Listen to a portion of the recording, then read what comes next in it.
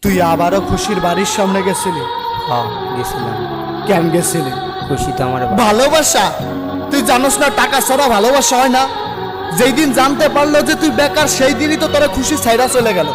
আর তুই আজ বেকার কেন তুই জানোস?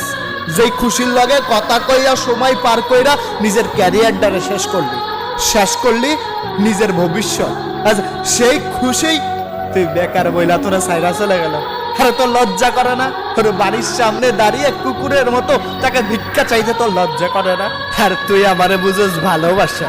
আরে টাকা ছাড়া ভালোবাসা হয় না রে পাগল।